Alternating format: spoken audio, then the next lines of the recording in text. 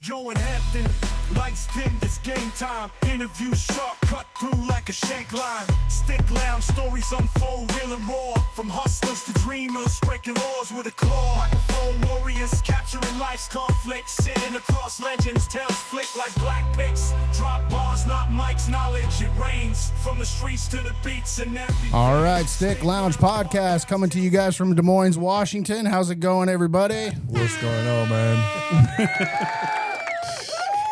What's going on, Hamp? How you doing, bud? I'm trying to heal. That's what I'm trying to do. Trying to heal? It's slowly coming along. Slowly. All right, so give me the dirt, bro. How'd it go this weekend? I wasn't around.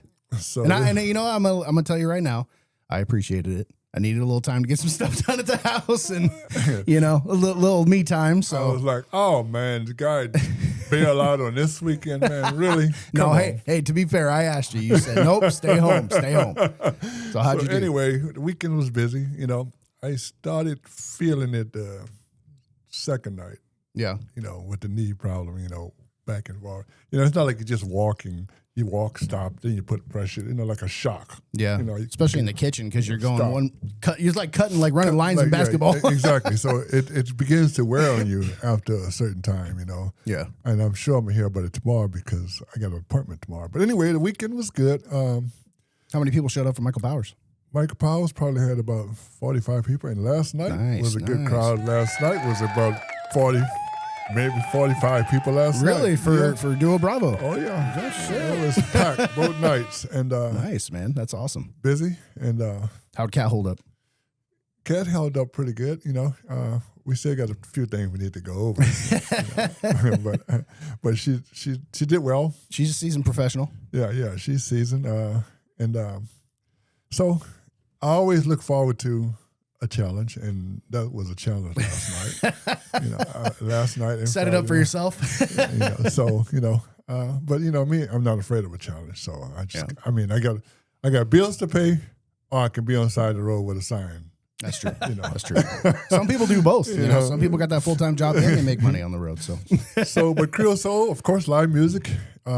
Next July 11th, we got live band, the Busby Band.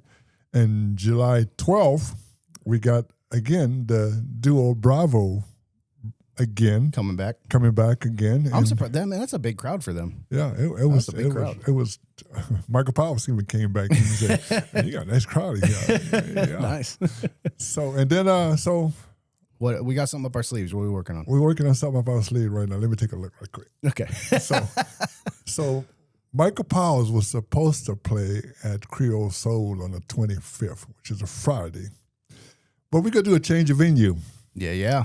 We're going to move him upstairs to the Stick Lounge. Oh, yeah. To try to get people to know what's going on up here. You know, if you don't know what's going on up here, There we go. you're going to know it by the 25th because it's going to be exclusive. Yep. It's going to be like a speakeasy night Nice. with a legendary guitar player. Beautiful. Also, we even may throw in a wine tasting, and it's going to be a buffet. All right, there we go, man. That's a whole lot going on. That's some wine, that's some food, that's some music, and a really cool space. So here's the catch. You got to make reservations, though. All right.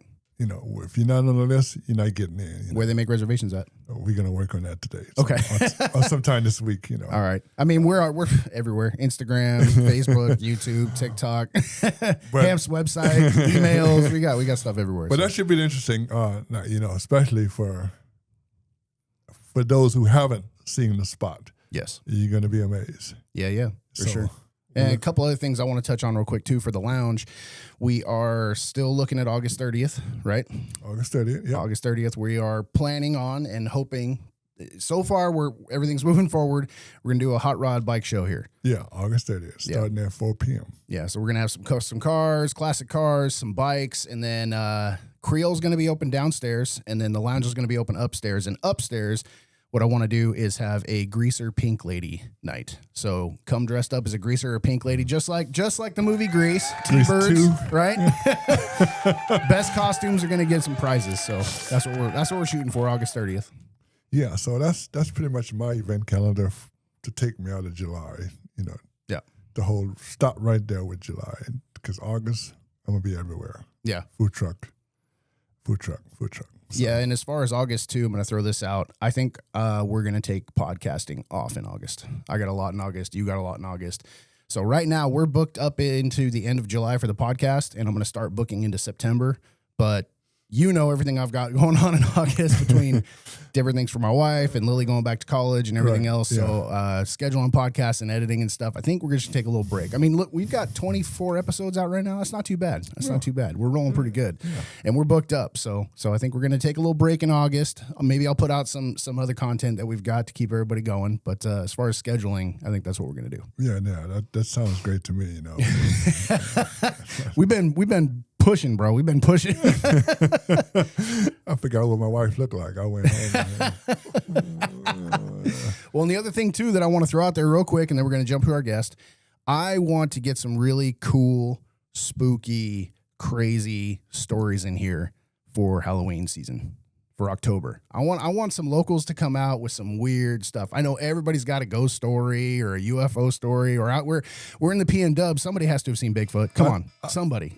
Oh, look at the guy who said turn his phone off. Look at this guy. And I told her I had a podcast at 6:00. Man, I thought I turned it off too. I set it down like a champ. Epic fail, Hamp. Epic fail. Yeah, I know, right? Darn, man. I'm sorry. I'm a little retarded. Don't worry about it. Wait. I have that one. I gotta move that on the board so it's closer for me. So anyway, so if anybody can get down to the studio, because we're not doing online interviews yet. Maybe someday I'll get there. I'd like to, because I know there's a lot of people out there I'd like to talk to that can't get here. But if you can get here, I want to have some cool Halloween stories. Somebody's got to have one. So hit us up on Instagram, hit us up on Facebook. If you can get to the lounge, we want to interview you. Tell me what you think about this. Let me just throw it out there. We should have a badass Halloween party. I was already thinking that, bro. Hell yeah. I used to throw them at all my other bars, man. Yeah. Costume, I love Halloween season, man. My mom born on Halloween, man. It was her birthday, so we used to throw parties all the time. There we go. I like that. Let's do a big Halloween party at the lounge. You want to combine Creole in the lounge? Just do the lounge. Okay, we'll do the lounge. What day is Halloween this year? I don't know. Throw some dry ice in there. Let that fog. Yeah. Oh, I'm working on getting a fog machine for up here anyways, because I still want to do some of those dance parties. We had an 80s dance party that was pretty cool, and I think the fog machine, maybe a couple lasers would have really set it off. So take me back to my old days, skating at the skating rink and stuff. Yeah. Well, I don't know anything about that. I don't skate, so they don't make skates your size, bro. No, even one day when I was growing up, the metal one with the keys in it never stretched out far enough to fit me. No, they didn't. I'm sure they didn't. Well, anyway, let's get on over here to the man himself. All right, so we're moving over to our guest, Matt Pina. How's it going, Matt? It's going great. Thanks for having me. Yeah, thanks for coming in, man. Appreciate it. Yeah, I got to say, I really enjoy hearing about all the stuff that you guys are working on and so forth because, as you know, Hampton, I had the pleasure of being with you when we cut the ribbon on this. Yeah, you cut the ribbon. Oh, you were here? Oh, yeah. He was the mayor at the time. Well, I knew you were mayor, so pull your mic just a little bit closer, man. Okay. Get comfortable with it. Yeah, we were, it was great to see some changes happening in Des Moines. And when Hampton came on board, I remember looking at the size of the room and he's saying, yeah, I'm going to have live music. I'm going to do all this and do all that. Hell yeah. Wow, because, right. How do you make it work, right? Yeah, absolutely. He's making it work, man. He's making it work. And he is. 45 people in there last two nights in a row. That's good. Well, and I think some cool things are, the council, when the councils that I served on, because I was there for 12 years, so there was a few, elections come along and people change and so forth. But sure. But, we always talked about one of my pet peeves was actually when people used to always say, Des Moines has so much potential. It's like, no, I want to realize its potential. Yeah. I still hear that a lot too, especially in here, when we're interviewing people. And, I feel like we're doing, things kind of move slowly, but sure, takes time. But we're doing the right things. I mean, I play live music myself in a band called Uncle-Ernie, and nice. We're over at Arturo's a few times a year, and we play as well around the Seattle area. But and we do Wheels and Keels in the car show oftentimes in the marina and so forth. But now that the quarter deck has, they're small stages, and that's the one thing that we don't really accommodate in this town very well is larger bands. Right. But how big is your band? We have It's 5 people. 5-piece? Okay. Yeah, we used Yeah, to it's a have- good sized band. well, and when you got a keyboard player and a drummer, all of a sudden that's your back line. Yeah. Yeah. You know, Mhm. and then there's 2 guitar players and myself up front. And it takes a lot of room, even when we play in at Arturo's. You know, it's kind of like playing in somebody's living room, but it's a lot Sure. of fun. Yeah. And, you know, but we get a lot of people in there and That's good. they find a place to dance. If, you know, people say, well, where's the dance floor? I don't think people Stand need up. a dance floor. They just stand up and start shaking. That's right. It. So, If you're really good, they might know. get on a table or something. A lot of tequila. so I think it's great that all this is happening. Yeah. Because, you know, I've lived here. Well, I'm probably going to date myself, but I moved here when I was 6. Oh, wow. Okay. And I'm going to be 64. Okay. So, okay. Des Moines there- the whole time. Yeah. Yeah, that's cool, man. Yeah. That's I very cool. live 7 blocks away from where I grew up. Nice. My wife and I bought a house up there and, you know, and so we've been here for a really long time. And That's that's awesome. why, you know, I really didn't run for office here Mhm. to try and do anything other than help move the city forward Gotcha. and let it become something different. So that was something that I was going to ask you is, did you always aspire to do politics, go into politics? No, obviously not. You know, so Wait, where's my, I get asked that a bit. I'll tell you. Yeah. there we go. I think the way things happened is my father, Mhm. at one point, as he was looking to retire, decided to run for the Highline School Board. Oh, okay. And he served a few terms there. And I was getting ready to, you know, help him with his next campaign. And he called me up and he said, you know, I think you ought to run. Mm. How old were you? I was in my 30s. Oh, okay. Okay. I think I was 35. All right. 34. And You were I like, said- wait, what? I said, You were. yeah, really. And I said, what makes you think I could do that? Plus Yeah. the fact that you know, we had our young son and Mhm. everything else. And I thought, man, how do you fit this? He goes, no, Yeah. he goes, you'd be really good at it because you got a background in, you know, finance and economics and business and, Oh, yeah. and you work in information technology. They don't get people like you. And I go, yeah, there's a reason for that. We're so busy.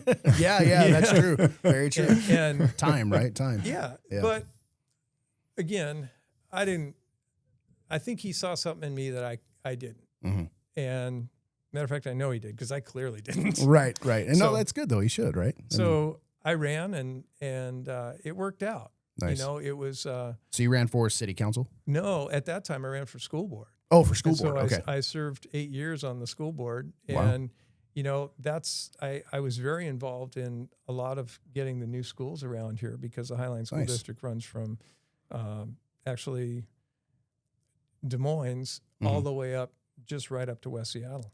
Oh, wow. I didn't know it was that And big. There were 22 elementary schools and, you know, 4 high schools, 4 middle schools. Mm-hmm. And the big problem was they were old. They Okay. had, I mean, Yeah. Worn down. Midway up on the 24th, that was built. The original one was built in 55, That's crazy, man. and Mount Rainier was put together just because it was a cinder block school. It was put together because we were just growing in this area because of Boeing and all this stuff so Mm. quickly. But it wasn't meant. Nobody thought it would be a permanent structure for as long as it was. Right. So anyway, yeah, we got involved in that, and I think the coolest thing about that is I was president of the school board the year that my son graduated. Oh, nice. And so I was able to speak at his commencement. That's very now, cool. I don't. He should be here to tell me if that was cool or not. But the one thing I always wondered about is I got a chance to sign his diploma. Oh, that's very cool. You know, because you're president of the school board and then superintendent signs. And then I always thought, and I still have, you know, it's a good thing that people don't really ask for those documents. Yeah, right? Because somebody say, "What is this? A note from your dad?" Yeah, what's going on? They were just forged. So, Right. So anyway, I stepped down from that. Now, is he, he's not Matt Jr., is he? No. Okay, no. that'd be even better. Matt Pina, signed by Matt Pina. No, he's and all the kids that he hung out with, they're all doing great. Some of them still live in, you know, in Des Moines, and some of them around the, you know, sprinkled around the area. But Very cool. those kids are always doing great. And so I'm a big advocate for public education. But Yeah. when I stepped down, I thought, you know, my son had graduated and stuff, and that was it. It wasn't that I was aspiring into politics. Okay. And then I was I guess you could say, on the bench or whatever for a year. Mm-hmm. And, you know, my father, again, had decided he was going to run after he didn't serve for a while. And then he decided to run for the Des Moines City Council. And so now, all that being said, was your dad pretty heavily into politics, or just loved the local scene, wanted to keep Des Moines the way it was? he was his push? He was a mathematician. No kidding. Okay. And he worked for Boeing and did a lot of. He headed up their international and domestic sales research departments. Okay. And you know, he was traveling a lot. And when he slowed down, I mean, he just wanted to help. Okay. And again, he knew he had a skill set where he could. Yeah. Well, when you And- love your town, right? Yeah. You do what you can. Yeah. And so he served one term here, and I thought he was going to run again, and I was going to help him run his campaign. So he calls me up because at night we were supposed to meet and talk about, you know, you got to plan your budget and your strategy and all that kind of stuff. And Yeah. so he said, hey, I think we need to go over to the mayor's house. And I said, okay, we'll go over there and talk. So I picked him up, we go over there, and little did I know that was their ask. we think you ought to run. It was a what do they call that when you bring someone in a room? An intervention. You're having a political intervention, Could be, or an ambush. or an ambush. Yeah, there you go. Every Ambush, time probably you a better word, People around the rock to see if they get in, but how many people they got in there? right? But you know, I thought about it, and And so at this point, you were looking at running for city council. that was city council. Okay. And, you know, so I ran, and I won. And so the first 2 years I served the council, and people thought that I would immediately try and, you know, be the mayor or do this. And it's like, no, different political entities work differently. They might all follow Robert's Rules of Order and things like Sure, that, but sure. the budgets are different and everything else. You had to learn what was going on. Right. And so I spent that for a couple of years, and then Dave Kaplan became the mayor, and I was deputy mayor 2 years in, and I did that for 4 years. And then when Dave finished what he wanted to get done as mayor, everybody said, you know, Matt, you should do this. And Nice. So you were doing something right. They wanted you in there. I guess, you something know. was working, right? yeah, and the big thing for me was we needed to fix some things. What I didn't understand is that when I was selected as mayor that night, everybody's like, congratulations, Matt. By the way, I got to tell you something.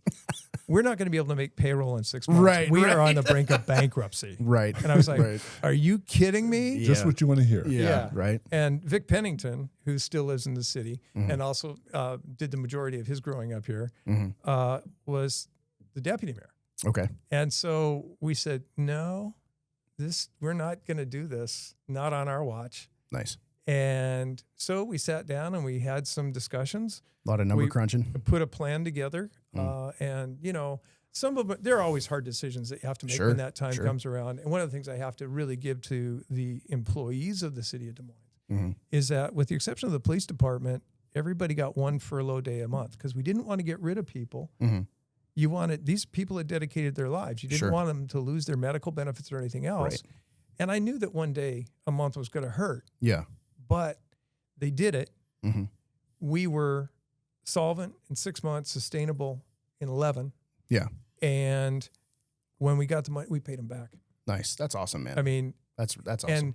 but then it was roll up your sleeves and get to work. Yeah. Yeah. You know? Right. There you go. Playing catch up now. And I'm really proud of those councils. I mean, we, if you go around the city, there's some really, I mean, if you're down in Redondo, we replaced the boardwalk down there. Oh, I love that boardwalk. You know, and I'm right up the hill from that boardwalk. and yeah, and now it's got stainless steel fittings and everything else. Because remember, there was a Thanksgiving, then it got blown out of the water. Yes. But again, that was a thing where the city and the employees worked with the county and so forth, and we got a lot of funds from a lot of different sources to make that happen. And that's why it is what it is today.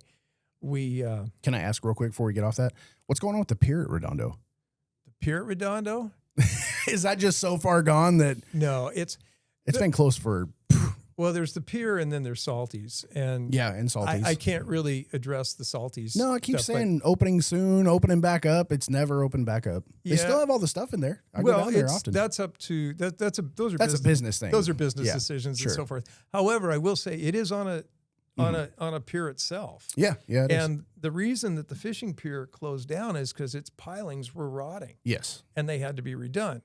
Well, you got to look at when that pier was built and what the requirements are to build the pier today. Mm-hmm.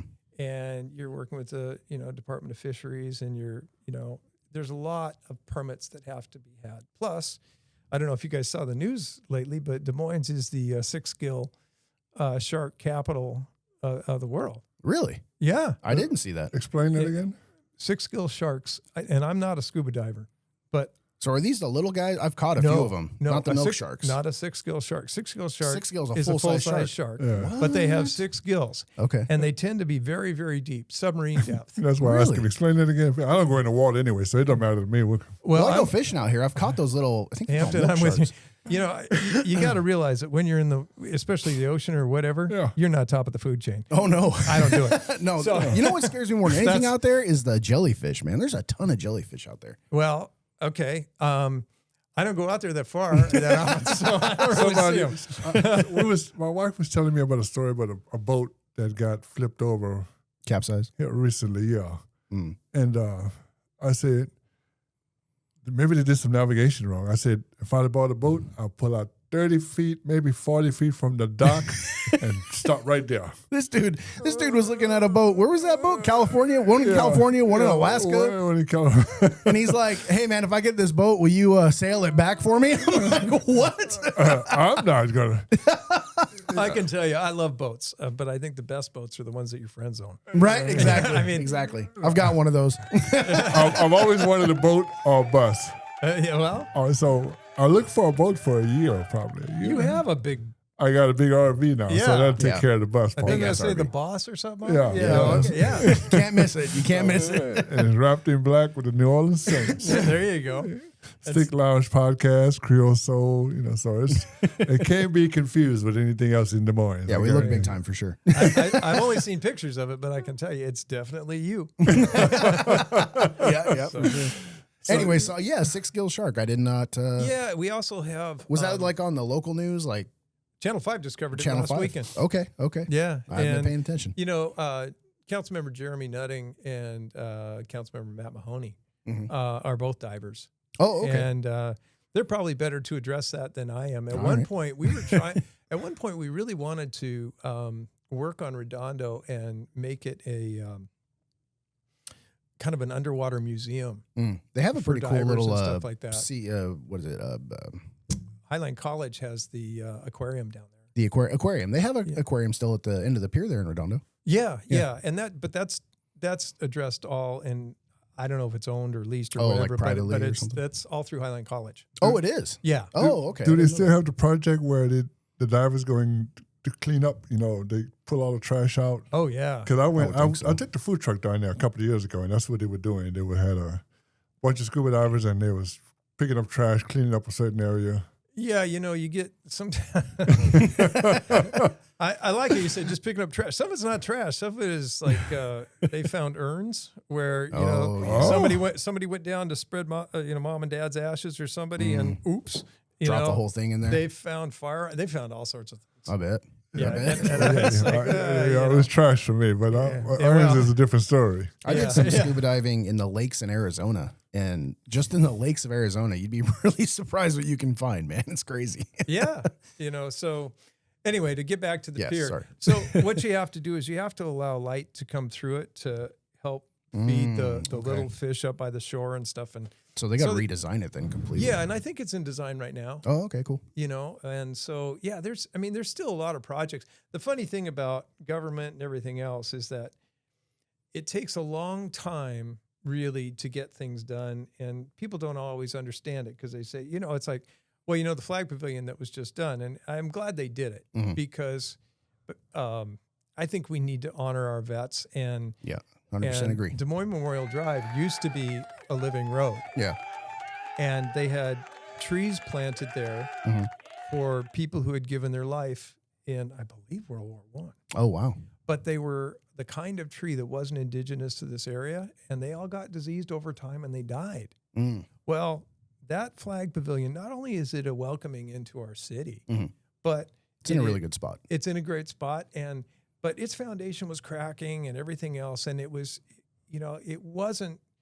We've worked with the vets; they've helped provide flags and all sorts of things. Nice. And so it was really cool. But we passed that 7 years ago, guys. Right. I mean, right. I mean, I can't, so and it's just getting done. it took a long, and that's Yeah. what I mean, because you think it's really easy to do these things, Sure. but the design work and the permits and stuff like that. You look at the north parking lot. Yeah. You know, that was again one of the many projects we did, and It's beautiful, by the way. you know, Looks great now. and the cool part, I mean, when that marina went in, Mhm. the bulkhead was made of wood, Yeah. and you know, Creole Soul soaked wood and all that. Mhm. Well, we learned later that's not the thing that you build bulkheads out of. You know, Mm. in time, the wood will last 50 years, and it did. Wasn't it a temporary thing? I think I was told I when it was can't answer originally that. designed. Okay, somebody. I think we had somebody in here that was telling us Larry Snyder. Maybe Larry. Oh, Larry, yeah. I think okay, Larry Larry Snyder- would know. Yeah, Yeah. he spoke on that. Yeah, he was telling us that he was here. I think when he was a kid, and they built that marina quickly as like a temporary deal for. I can't remember. Yeah, I go back and listen to our own podcast. All kidding aside, I was in high school when that was built. Okay. You know, Yeah. and it was, and again, it was a controversial move, Mhm. but I think it was the right thing because I mean, they don't really let you build marinas anymore. Right. And right. so what we're able to do is we raised it up 3 feet wherever we replaced the bulkhead, Mhm. and that's because tide tables are going up Oh yeah. and stuff like Man, that. when that king tide came through here, that was Oh. crazy, dude. Yeah, That was and remember crazy. the north part of the marina used to flood out. There used to be Mm. water all over that parking lot and stuff, and there isn't anymore. Well, and I've seen the flood So- levels at the barn building over Oh, there. yeah. Have you been down there and seen that? No. There's the red barn, right? In the field that's right Yeah. there. So on that little shed next to the red barn, they've got a yellow line painted of Yeah. it's like 1976 or It was something a like picnic shelter down there. Yeah. that. Yeah. They got That's this where the water level was at. dude, the line is like up here. It's Oh, like yeah. 2 feet up from the grass, you know what I mean? The water's way down there. This is wild. Yeah. Now, see, and to link us up to the live music thing, Mm-hmm. the concerts in the park down there, man, what that grassy area and so forth. And, I've been down there. you know, Yeah. I've had the privilege of playing there a few times, and it is awesome. Yeah. Oh, it's great. You Yeah. know, I mean, I love it. It's wide open. Yeah. And see, and those are the things that if this city kind of really nourishes that, keeps bringing in the musicians and because the Northwest, come on. Yeah. Oh yeah. We got It's the P and Dub, man. we got tons of music people here. And coming from Arizona, there was a big local music scene, huge Yeah. local music scene. You But guys had the Gin Blossom. yeah, right. Jimmy Eat World, we got there some, you go. yeah, You had some good bands. some good bands. But yeah, the music scene, the music history out here is different. Like It it's is. just it's not. It created grunge. Grunge came from here. You know what I mean? And not only that, Jimi Hendrix. I mean, like, and then you got the other side of it. You got who's it? Ludacris, right? Ludacris is from here. Like, you've got a little bit of everything Sir that comes out of So it it. makes Sir a Mix-a-Lot, lot. yeah. Don't forget Heart. Yeah, Heart. You Okay, know, I mean- love Heart. And it's funny because, and there's a lot of bands that made it here that came from other areas, but Seattle became their home. Mhm. I mean, just in Des Moines, hey, the theater right next door, we got the Walking Papers, man. Those guys are Yeah. incredible. Yeah, I still want to get Ben in here. And Ben's band, the Oh, Walking Ben. Papers. Okay, Ben's band. Ben Anderson, Yeah. Jeff Yeah, yeah. Angel, and Ben Anderson. I mean, they've got a ton of they got great records out. You can buy them on Amazon. Mhm. They're great live.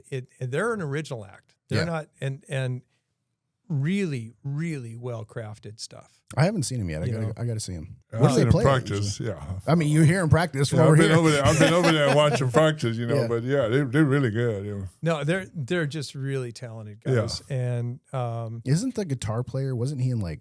I'm gonna say something wrong, but I want to say I heard he was in like Alice in Chains when they first started or something. no, like okay, all right. Okay. That's easy Help me to out. get- Help me it's out, easy to Matt. get- So Jeff does have a writing history, as does Ben. And, Okay. But the Alice in Chains connection in Des Moines comes from Sean Kenny, who owns the dive shop. Oh, okay. He owns Okay. that building. He's a great guy. He's a bit on. I find him a bit on the shy side. He's I've never also, met him. You don't. He's We should get him in here. He's got the dive shop in Des Moines. yeah. Well, Alice in Chains still tours. Yeah. The news said recently that he had to delay an Alice in Chains tour because of a health issue. But So is he still playing with Alice in Chains? Oh yeah, Oh, I didn't realize. yeah. Okay. And I didn't know that. yeah. So yeah, there's still a lot of bands in the Northwest. where the people, they choose to live here. Mhm. I mean, you guys, we're sitting here in June, and It's gorgeous. and being retired, people say, "Well, what's your next trip? Where are you going to go? Are you going to leave soon?" It's like, Seattle in the summer, I'm going to leave? No. Yeah, no. I'm going down to New Orleans. I mean, this is the best place on the planet to be, especially in the summer. And then where we are, because you got the water right there and the breeze and everything. This is a magnificent place. Oh, it's beautiful. I mean, if you open these windows right here, we got the Puget Sound, we got Maury Island straight across from us. yeah. I mean, it's beautiful. It's gorgeous. And the funny thing is, so you guys were talking about Halloween and ghost stories. Well, you've got the Maury Island incident. Yeah, we had Steve Edmiston in here. We got our picture back there. We did a thing with him. and he's looked up a couple of great, pieces of history, but we also have the Masonic home here. Now that's cool. It's mothballed right now, and Do you know what they're doing with it? Because my daughter just did a full report on it for school. It was actually funny. She did the full report and she didn't know what to do for her project. So I brought her in here and we did a podcast on it. And she turned in the podcast to her teacher. And her teacher's like, "Your dad has a podcast?" Like, what the hell is this? Because I did it the whole same way that we do it here, So brought her in with the graphics and everything. And the teacher's like, "Where did you get this done at?" I really cool building though. Masonic home. Oh, it's an amazing building. Yeah. Now, what is this? Okay. It's right up the road here, bro. You talking about that big old, The biggest building in this town. huge? Yeah, I'd like to get that building. Dude, it's so what I've heard, and correct me if I'm wrong, I'm sure you know more than I do. Not sure.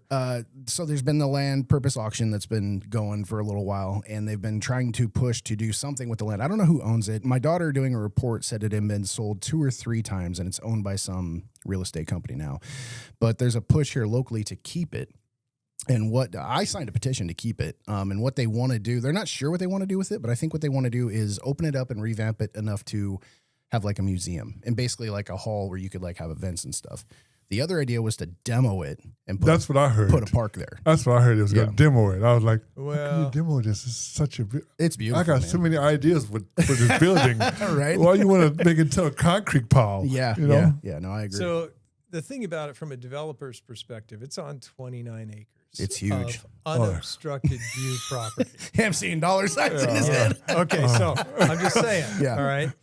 And the Masons owned it. I think, the Masons owned it for a long time. And matter of fact, when I was a kid, we used to go pick strawberries and we'd go and sell it to the old folks there because. Oh, really? What they would do is there was some kind of an arrangement, and people, they lived in rooms that they have a sink, but it was kind of down the hall was, showers and bathrooms and things like that. And so everybody had their Kind of like a room. dormitory. Kind of like that, yeah. And, it fell out of favor in terms of how people wanted to retire and where they wanted to spend their final years. So it was strictly a retirement home for Freemasons, right? People that were part of the Masonic group. To my understanding. Right. Yeah, Okay. I and when my son was, 30 years ago when he was trick-or-treating and things like that, we would we'd take him over there and the folks would give him baseball cards or candy or whatever. And, That's cool. And it was kind of a cool thing. Yeah. And then, but, as the population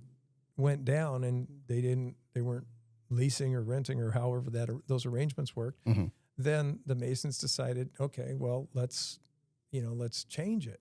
So was it just the fact that people were like, there's better options out there, we're not going to sign up to retire here? Is that kind of what happened? I can't attest to that, but I could say that's what it seems like it had happened. Yeah.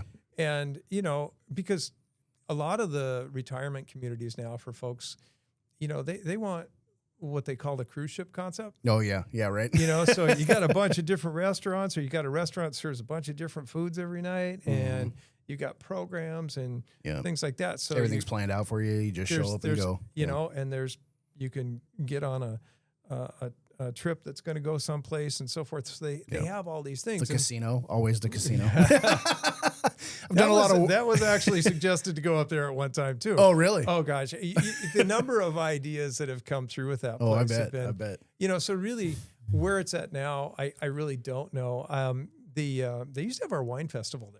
Oh, really? Yeah, and I had the pleasure of playing there a couple times. Very cool. It's a beautiful stage, a beautiful room. Yeah, I'd love to go inside and just check it out. But I've seen pictures, but because it was owned by the Masons, and I don't know a lot about the Masons in general. Right. But they had there were chairs on four corners of the room, and then the stage was up here. Okay. And then there was this big balcony, and the acoustics were great. But people used to tell me that auditorium was haunted. Really? Yeah. I'm in. Let's do it. I'm in. I like it. And so we should do a Ghost Hunters over there, Hamp, me and you. Actually, there are some people I know who have said they have been there and they've heard and seen things. So that's cool. Maybe, afterwards we'll talk. I'll see if I can hook you guys up with Please somebody. do. That'd be awesome. But it's just, it's been here, I want to say 1932, 1920 something. And the Masons really built things. Oh yeah, I mean, ghosts. So it's be my Winston. What was his name? Winston. That's cool, man. Very cool. No, yeah. And you know what else would be going back to the live music part? I love that Masonic building, but going back to the live music, what is that new? I don't know if you call it a park that kind of overlooks the marina, and it's just up.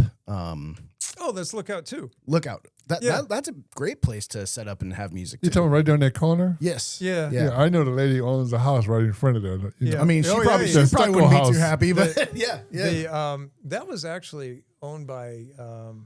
Well, it's been owned by a lot of people, but that particular house, and before those buildings went in there, this was before my time, but I was told that this is where the Hollywood elite would come to take their breaks. And there used to be these smaller homes around there, these bungalows. I was going to say bungalows. Yeah.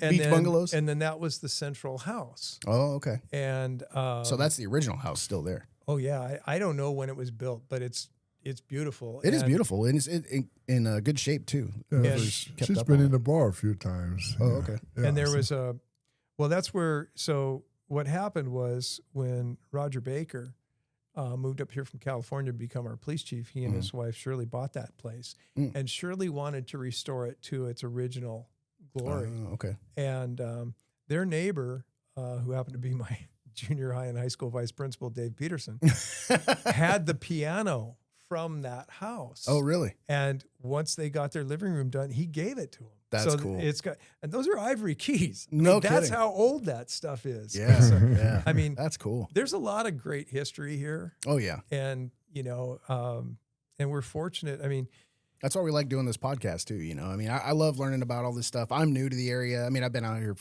in this area for 6-ish years now, but fell in love with Des Moines as soon as I came down here. I'm from a real small town originally, so I got here and I'm like, yeah, this is my speed. Then I'm at Hampton. He doesn't let me do nothing but hang out with him. So if it wasn't for my wife, I wouldn't be here. I mean, I know how to get to Lowe's, Pacific Highway, Fred Meyer, Safeway, and back to the bar. That's it. And make catfish. And make some catfish. But yeah, that building. Back to that building. I would love to. I mean, I had a different vision for that building, but I didn't know they had an auditorium and all that. It'd have lights coming out the window. I actually wanted to make sure, like a big homeless building, for cooking and feeding the homeless, and that's a lot of building to do. That's a lot, and there's some drawbacks because of when it was built. Like the elevator you can't fit a gurney in it. No ADA accessibility or anything like that. No ADA, no emergency accessibility. Yeah. So that's a challenge. Now I don't know what's been done on the inside, but they used to have a ramp that gets you up to the second floor. That's how you had to roll your equipment to get up to the auditorium and play. But there's been a lot of ideas. There's at one point there was talk of just saving the center part of the building and letting the wings or whatever. The wings go because then you could build around it. Okay. You know, and there was talk about making one side a hotel. And I think that'd be a good idea. But again, you're looking at city code and I'll bet it's got all, what do they call it? Tube and knob, wiring. Knob and tube wiring. Knob and tube, yeah. I don't know. I mean, I don't know about the inside of the building. It's got a parlor up front, which is really quite nice. It could be a restaurant unto itself. Right, yeah. And then it's got a huge kitchen. Yeah. And then it's huge. That's what I thought. So. And there's a big dining hall. Yeah. All this is in the center building. Yeah. All the residential areas and stuff like that were on the side and the offices. And they were talking at one point about making it, places where people could work and live. And, then they thought, well, a portion of it could be student housing. And it's big enough. You can parse it into all sorts of yeah, things. that's big. And because it's in the middle of 29 acres, Yeah. you can build stuff around it. Yeah. But I think that's what everybody sees. and is the other 29 thing- acres. and it's also not square or rectangular. The water tower that's behind Judson Park Mhm.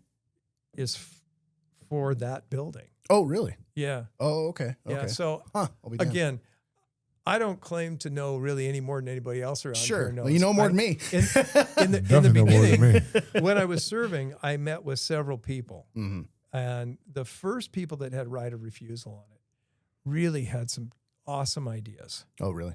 And unfortunately, one of the guys, and I mean, they were moving forward. I couldn't have been more excited. Yeah. And one of the guys who was the key developer, and that would, he had the backing, he had everything to make all this stuff happen. And they really respected the building. Mhm. And so they were saying, what can we do to make this building, keep it in its glory, but make it really functional for the community? That's the hard part, huh? It is. Yeah. And these guys had the idea, and he was out on the golf course, Mhm. and he had a heart attack and died. No kidding. And so, I mean, it was like, and that was just the first people that came through here. So I that think- building's haunted. I have probably met with, maybe 6 or 7 firms that have had interest in it. I have not met with the people who I heard last acquired it. Yeah, and I can't remember So- who my daughter said it was. She did a pretty deep dive on the history of it and who owns it currently. If she was Well, I here, I'm sure hope they she'd don't tell us, tear it but- down, because if you don't tear it down, they still give me an option, a chance to get it, or a piece of it, or something. There you know. go. You know, There you go. ideally, I'd really, it's called the Landmark. Mhm. When I was a kid, it was just called the Masonic Home. Yeah. It really is. I mean, when I first saw it, I was pretty young, Mhm. and I don't know if you guys remember the early Batman. Oh, yeah, I do. Pow! And Kablooey and all Yeah, that kind yeah. of That's stuff. all the words Okay. popping up there in Yeah, the okay. cartoon. I remember. Well, if you looked at Wayne Manor Mhm. from that Oh, time, yeah, okay. that building looks a lot like it. Man, I wonder if you could just use it for that, like rent it out for different movies and stuff. I mean, it's in that There- realm of the way yeah. it looks. You know what I mean? there's just a lot of possibilities, but Yeah. everything's money, Yeah, for sure. and everything is about, you've got to find the right people with the right vision. Yeah, somebody's sitting there owning 26 acres I on got the right vision. water view property that's not getting used right now. You know what I mean? And they're going, we Yeah. got to do something with this, man. And they had to fence it off Yeah. because some things were happening that I'm shouldn't sure. be happening there, and I'm sure. so yeah, I mean, but it's one of those gems in our city that hopefully the community and the city and somebody who's got vision and the backing can make it. There we go. Hamp, you got to be- get to be Australia. something. Let's get together. Whoever got that, let's then make it happen. Putting it out there. He's putting it out there. Y'all got all these people with these deep pockets. But here's an example of where, everybody knows we've got a noisy neighbor, Mm. but that CTAC Mhm. employs a lot of people. Yes, it does. And, I have planes that fly over my house, Me too. but, Me too. but I'm going to tell you, I worked for Alaska Airlines for almost 27 years. So many people out here have, man. I worked for Boeing. Yeah. That that too. and so I Check, look at this check. and I go, so the thing about it is they're also a major economic engine to the Northwest Very much so. for a variety of different reasons. So when you look at that, they're not going to go anywhere. Yeah. So what can we do? But I think the best thing to do is to find a way to partner with them and mitigate the impacts to Des Moines. Mhm. And once you mitigate those impacts, because they do generate a lot of money. Oh, yeah. So if we could get them to help us, Yeah. and partner with us on a lot of things, and we did. Mhm. A perfect example of that is across from the post office on 216th was just vacant land forever. Oh, really? Yeah, and the airport bought out all those houses and everything years and years and years ago. Mm. And then we started working with them, and that's why we have the FAA and the whole business park and everything else. And that was part of the infrastructure because you don't get property tax on that, but you do get leasehold tax. So you get the building portion of the tax. Okay. Because the property tax, because the land is owned by the Port of Seattle, Right. It's a government entity. You're not going to tax another one. Sure. But the bottom line is that money started coming in. Nice. Their use of utilities and things like that started coming into the city, and that helped shore up our budget. Nice. And that happened while you were mayor. Absolutely. Nice, man. Good job. Yeah. Way to go. I can't. Hey, look, I just want to be really clear. I was part of a team. No, I get it. I get it. I totally get it. And we worked together. We worked really hard, but you had to think out of the box. So you had a good team with you, though, too. Oh, I had nothing but Yeah. appreciation for the people that I've had the privilege of serving with. Nice. I served for 20 years.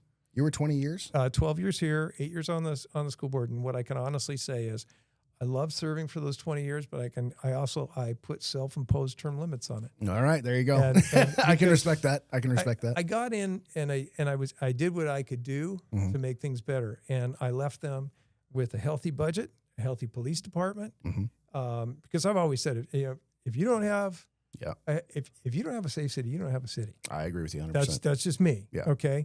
And now anybody who knows me has heard me say that a million times. Yeah.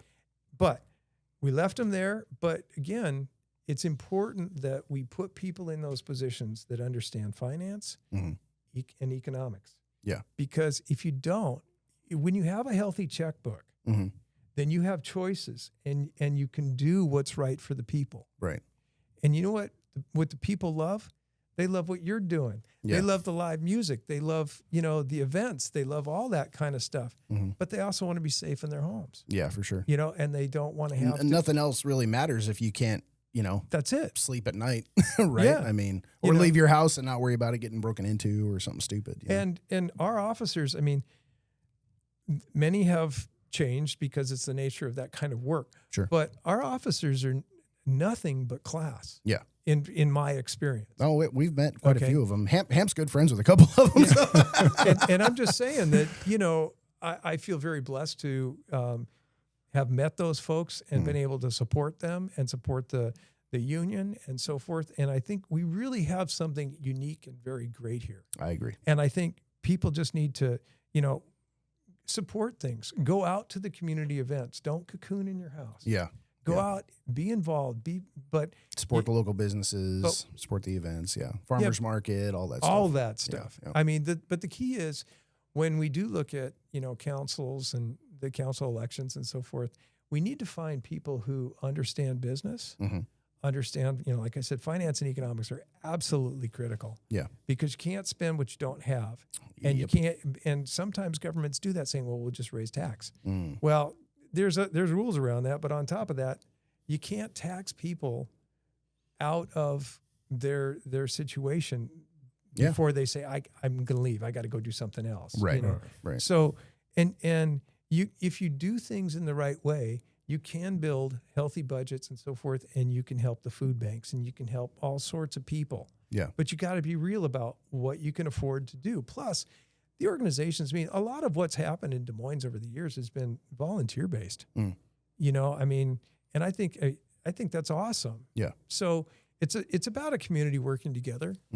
And I think we just really have just an absolute gem. And I'm very grateful to all the business owners who have come in here and opened things up and given us, creative, unique places to go and eat and, raise a glass with our friends. Yeah. Oh yeah, for sure. So do you still get a lot of people that are now part of city council reach out to you for advice, or have you pretty much just kind of shut that door completely? No, What do you know over there? What's going on? What do I not know? No, the truth of the matter is, I still have friends that are serving or friends that still work there and so forth. Yeah. And if they ask my opinion, it's worth it. They're paying for it. I'm happy to give it to them. There you go. Go buy me a drink. We'll have a talk. But it's really one of these things where until you're sitting at the dais, there's a lot of people that really think, if I were there, this is what I would. Yeah. And the That's truth of the matter says. is, I doesn't exist Yeah. at a dais. There's a body of 7. Yeah. And so you have to have a majority vote. And, one of the things that happened when we were there, when I was there, it was that oftentimes had a 7-0 vote, and people thought, Wow. you guys are doing everything in the back room. No, Right. we were almost broke. Right. Think about it. So when you can give more money to your food bank, when you can afford a healthy police department and replace your vehicles, and you can add senior center programs in, and you can fix some of the buildings and so forth, who's going to vote no to that? Right. Right. You right, know, right. I mean, it's Yeah, like, well, exactly. you might, but if you did, you're just kind of being a curmudgeon, I guess. Right, you know? I mean, right, it's like, right. so, you know, it was when you look at, you know, where we were and where we are, I'm really proud of it. I'm really happy with it. I think we still have a lot of places that we can really, I mean, Redondo's still, I know they like it kind of quiet down there, but I think if it's not Salty's, it'd be great to have somebody else down there. It would be. It would be. And across from there is a lot where it'd be great to have some development. Yeah. You know, no, I'm not talking like putting in a Costco or anything. I'm Sure. talking about, you know, you put in a boutique hotel and another restaurant or something, but where people can go down and they can enjoy the Mass Center. They can walk the boardwalk. They can enjoy that little beach down there. I think it's been hard on the police lately too. Well, you know, because again, the big challenge down there, and this is something that, you know, it was tough, but so there's that straightaway right along the waterfront. And it They goes. all I don't know like to Redondo cruise. too well. I just go. No. around. You gotta come outside sometime, man. And, well- Leave Creole. and that straightaway goes right up into Federal Way. Yes, it does. And so one of the problems is, you know, you get guys that, you know, they invest a lot in their cars and That's they want to exactly show them it. off, and they wherever there's a straightaway, they're going to want to run it. Yep. Well, you know, forever we couldn't, you know, people said, you got to put in speed bumps, you got to put in cameras. Well, cameras, there's laws around what you can do with them, which can't. We do have cameras down there now. And they have restrictions on them as to how the money is acquired and has to be spent. But Sure. the engineering team, one of the good things that happened when the boardwalk got blown out on that Thanksgiving weekend, on a 100-year storm that seems to happen every 5 years. Yeah, right. Anyway, when we were rebuilding it, the engineers came in and they put a raised intersection in the middle of the town. Now, Yes. people were worried about it. Mhm. But that raised intersection is fantastic Yeah. because it makes people slow down. It slows you down for And sure. if you got a car that's only 4 inches off the ground, Which or most 3 of them inches off do. the ground, Tear it apart. you're going to leave that Yep. $1,000 muffler on top of the, you Yeah, know. yeah. And so, you know, I think they're working at trying to find. Yeah. It's hard to balance that, But but it is a hard balance. And it's the only boat launch we have around here too. yeah. That, you know, we used to have a sling launch Okay. down at the marina down here. Oh yeah, it's still there, right? It's just not, they're not using it. No, there's the sling launch that is there is actually used by the boat. The guys that work on the boats. Yeah. Okay. Yeah. So there was a CJ different one that Marine. was down there. Oh yeah, yeah. Okay, There was a gotcha. second one. It's actually, if I'm not mistaken, it's pretty close to where the quarterdeck is, and then that structure on the. That's what on I'm the talking. vestry. Yeah. So there's the one where the company that works on boats pulls them out, but there's another older one on like a wood pier. Is Tell me the one original? like when you're going down that road. It's right and by. it's right off that. Yeah. Yeah, it's right by quarterdeck. Yeah. It's like it might have a boat on jack right now. It sits up. Well, they got the. Oh, there used to be a dry dock. That's out it. at there, and there actually was a sling launch where, you know, people pulled in and they put the belts underneath their. They could the do it boats on the themselves. No. Okay, there was a company down there. Yeah.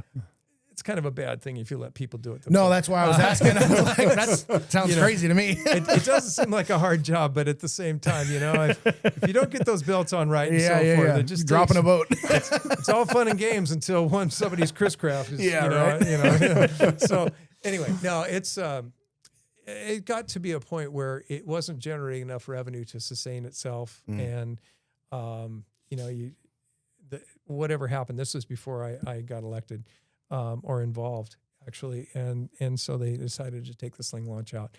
I know that the people who have the marine organization down there work on their boats. They have they take the larger boats out, they scrape the barnacles off, Yeah. they do all that stuff. And there's a fee to put it in and take it out, but that's Sure. what I know that's used for. Yeah. Then, you know, we have Ranger Tugs Yeah. that uses one of the docks down there to, you know, showcase their boats and, you know, train people who buy them and things like that. Nice. You know, again, the whole marina, there's a lot. Got the yacht sales down there still. Yeah. Yeah. And we're trying to, through off 223rd, I know that we had, the councils I was on put in something for the harbor steps. So, and the beauty of that is a lot of people say, well, why do you need those steps? You can just walk down the street and go around the corner. No, when boats come in and when people are up on the city streets, going down 223rd, you can see line of sight out to the water there. Yeah. And seeing that there's a pathway down into the marina and connecting that, it creates opportunities. Hampton, I don't know if you're aware, but the quarterdeck is a container store. Yes, it is. And I don't know if they've changed it, but we were licensed for 5 of them. We permitted for 5 of them down. Oh, really? Yeah, we've had several people look into it. And nobody. So where would they put them? Different places on the marina floor. Yeah. No we kidding. have locations, yeah. Because, I think I asked, what was his name? The guy, Ken. Yeah. About Ken that. Rogers. Yeah, Ken Rogers, about that years ago. He said, yeah, man. I said, put a couple more of these out here, Yeah. That'd be awesome, But it didn't get too much into it, We didn't talk about it too much. But so the permitting and licensing will allow it. Yeah. Oh, yeah. The zoning. Everything down there. So actually, Ken came That's crazy. I didn't know that. When I was on council, Ken came to us and he talked about it, and I was totally unfamiliar with the idea. Right. And the internet, they do it in Europe a lot. Good old Google. And some of them are really, some are cool to where when you go up to them, one wall folds down. Oh, yeah. And the side folds out and everything. And just what they do with tiny houses is Yeah. amazing. You know what I mean? So what you can do with a little restaurant, for and those sure. things are strong enough that you could put a spiral staircase. Yeah, and you have can seating stack them on up. top. Yeah. And things like that. And so, yeah, Ken brought that idea to us, and I worked really hard to make sure that Ken could be successful with that. And I know it's a community asset now. Oh, yeah. And it's just that one out there right now. It's just the one. Yeah, and because I asked him, he said, I want to do a couple more of these. I'm like, must be a lot of paperwork, but now you just open the key. You just open the lock with the key. I think it's set up for 4 more of them down there. I mean, it was before I stepped down. So I can just tell you, Creole Soul coming to a marina near you. Well, Creole Soul number 2. Yeah.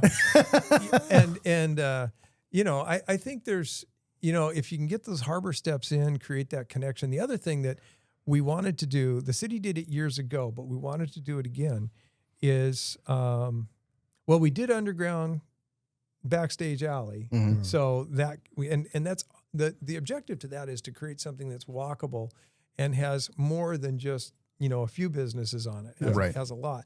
But the other thing is when you think about the city of Des Moines, 7th Avenue is kind of underutilized because there isn't a lot of traffic that goes down there. But if you were to go one direction north on Marine View Drive and then go south on 7th, and we had that at one point.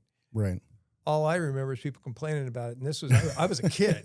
So I'm a kid. I'm not thinking about political things or anything else. And people are going, oh, I hate this, Yeah. But anyway, to do that would put more traffic and, access on 7th Avenue. And there'd be a lot more people interested in There's a lot of property over there. There's a lot of property around the city that I find interesting. And I do too. And there's 2 things.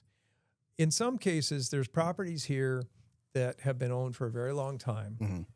And, as they get passed down to the generations, the younger generations either don't want to or aren't sure how they would go about developing it to make It's got to be some prime real estate, though. There's like where they used to store the boats down there. Right? There's an old boat lot that's not being used. I think there's like 2 of those. And then there's right across from Wally's there's a massive lot over there. Like, yes. There's a couple lots here that you would think would fill up. The one across from Wally's is really interesting because the owner of that property, it's affectionately known by everybody who lives here as the Pit. Okay. I hadn't heard that.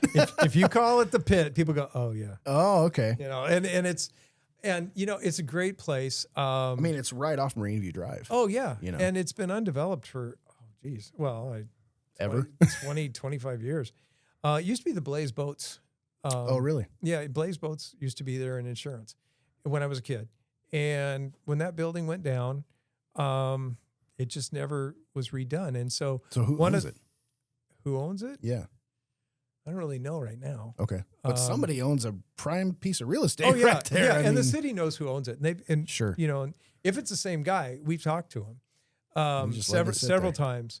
Last I had heard, he wanted to develop it with his daughters. He did okay. when there were a few exceptions, height exceptions made on Greenview Drive to stimulate growth, Right. but protect view corridors. And that was one of the properties that came in and put down the money to Okay. get it. So he Really? he can go 10 feet higher, just like the theater could. Yeah. And there were only 2 of them. Huh. That guy was right there. So And he's then- done all that, but he just hasn't done anything with it. I think the permits have even expired. Right. Right. You know, yeah, I'm sure they have. And so, well, I think they only last for 10 years. You're tapping off brain cells, guys. 10 that I haven't. 10 had years used. is longer than I would think, though. Well, but I was on the council for 12, so you know. Right. Right. So anyway, yeah, and I mean, there had been plans submitted and everything. yeah. And at one point, I knew that there were other people that were talking to him that may pick up the project and so forth, but it doesn't have, by default, it won't have the height variance that it had, and I think the city would have to revisit that Sure. and go through. One of the things that, if you look back down where the dollar store is, Yeah. that whole area can go 55 feet. Oh, really? So Oh, let me yeah. ask you this here. They had a height variance question about a hotel that was supposed to be built here. Did they cancel that whole? The hotel. Yeah. They were trying to get a hotel put in here, but I'm pretty Yeah. sure everybody fought against it and voted against it. Oh, you're talking about down on the marina floor? Yeah. Yeah. That was an idea. Yeah. That was, and I wasn't on the council when that happened, but what had happened was we just finished redoing the north part of the marina, and there's always been talk of trying to put a boutique hotel in the marina, and there's actually a location for it. If you look at that I always had talked about, where the harbor steps would go down, there's a storage lot right there on the Right. marina floor, and then there's 2 condominium Yep. complexes. Yep. Well, that storage area, yeah, you could put a boutique hotel in there. That'd be a smart place to do. Sure. To do it. Well, the later design actually put it out, almost where the restrooms are and stuff. That's like what I that. thought. It was like Yeah. right there. Yeah. And that's never going to be met with Right. positive response. And I think if I'm not mistaken, Vic Pennington was still serving at that time, and he pointed out, look, when you put the pier in there, you can't build anything on that property. Yeah. So anyway, that was completely abandoned. The reason that the council had to go through and talk about it, though, is because they had put together a plan and they had gone out, done a request for, proposals, and they had somebody that it looked like that they could work with. And they, where the garages are for little boat storage down Yeah. there, the The white little ones. dry dock ones. Yeah. Yeah. There was talk about, bringing that up 2 stories because it still wouldn't block the views of Right. the condos behind it. You bring it up Some 2 beautiful stories condos back there too. and you could still put boat storage, in one of them, but on the other side of it, you could have a year-round market. Right. Which would be You know. smart. Let me Very ask you. smart. Let's go back to the containers. Is there any particular place where you're allowed to put the containers? I believe there might be, and I really don't know where those are. Right. So, But the city does. Huh? I mean, the city does. Yeah. Yeah. Yeah. No, but, You got 4 vacant spots, right? so they're and again, Hey, I'm stuck on it now. I mean, because I thought it was a great idea, but I we think didn't- it's a great We idea. didn't talk about it too much because I think he tried to just to keep it to himself about. oh, he said, I've talked with Ken. He said he's had several people investigate it. One person just around the corner from the kiosk that's down there, right on that corner between, there's a kiosk and then the restrooms. Yeah. There was somebody who wanted to put a brew house in there, Oh, okay. and they talked to Ken and they saw about what kind of money it was going to be. And then they went, nah, I don't want to do it. So I'm sure it's not cheap, but I mean, you're in a pretty good location. yeah, and it's funny because if you look at, there's an old firehouse that's, it's by the lighthouse. Yeah. Right next door? I think Tony Hetler is in charge of that For He's his- not in charge of it, but he knows who owns it. He knows who owns it. Well, we got Tony coming in here in a couple because- weeks. So. Tony's a good guy. Yeah, because I know Tony's. I actually wanted to buy that building. I like that spot. You know, the doors raises up, Oh yeah. and then they got living quarters upstairs. Or you can make living quarters upstairs. You but can. yeah, it was a nice open area. Right The challenge next is the bathrooms are downstairs. Wouldn't have been good for knee surgery. So, and that's the whole thing is that it has been a mechanic shop at one time. Yeah. It's been a bunch of things, but the garage doors make it really That's right. ideal. Yeah. And it's a good amount of square footage. Yeah, And you can access it from down below as well. yeah. And so it would, it would. I would be love. Listen, my wife hairdresser is right next door. Yeah. Oh, okay. Yeah, that Okay. makes sense. Yeah, I know So- what you're talking. Yeah. Right next door. I mean, Yeah. Yeah. I ask about that building all the time, and she told me Tony Hustler was in charge of it, and I ask him about it, but it Well, seemed like a write it down. We got Tony coming in, so No, we're gonna. Tony knows how to get a hold of the family that's in charge, but and I would love that spot. Especially Again- with the doors open up like that, and that place is, there are a lot of people that land bank in Des Moines and there's nothing that I know of Mhm. that you can do about land banking. No. And people buy it, and what that is for people who might not understand is you buy a piece of property and you hold it. Yep. You don't necessarily do anything with it; you just hold it. Nope. And then I had a property. buddy that did that in Arizona for a while, especially when the market crashed. He was going on eBay and buying an acre, 2 acres, $1,000, $1,500. They were out in the middle of nowhere. But he was just picking them up. And then now, somebody comes up and says, "Hey man, I guess you own this. Like I want to put a house on it or whatever." And he's making a bunch of money on it. I would love to meet the people who own that building. I guarantee you.